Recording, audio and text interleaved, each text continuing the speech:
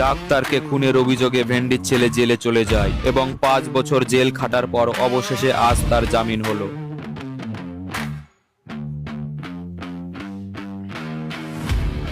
যা, আজকে থেকে একটা সুন্দর জীবন যাপন শুরু করবি, আর উল্টো পাল্টা সিদ্ধান্ত নিবি না যাতে আবার তোর জেলে আসতে হয়। একদম স্যার, একদম স্যার। একটু খৈনি হবে? থাকতেই পারি না তো। এই দাঁড়াও দাঁড়াও, ভেন্ডির ছেলে যাচ্ছে। এই ভেন্ডির ছেলে ভাগ কানকির ছেলে।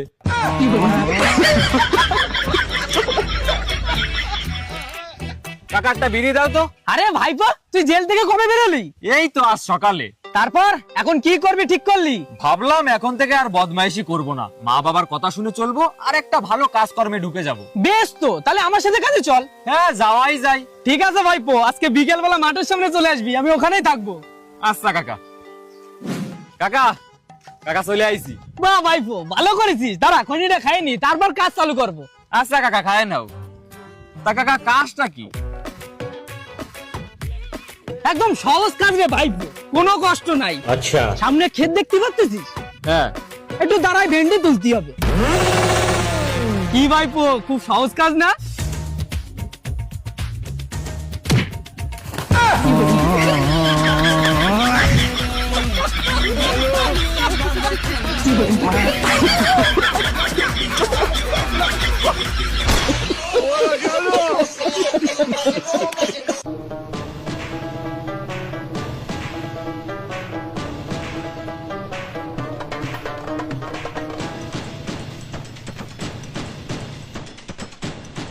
মা কি রান্না করে?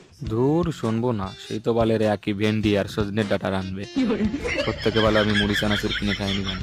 আমি বললাম চলে আসি বাজারে, তো একটু মাংস কিনে নিয়ে আয় দে।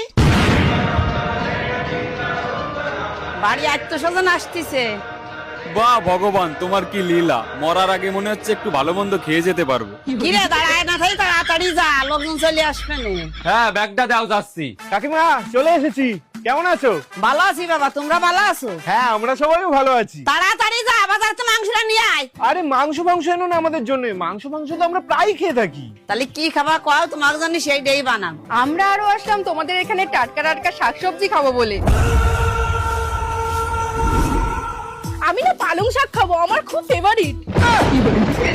আর আমার জন্য একটু পটল এনে।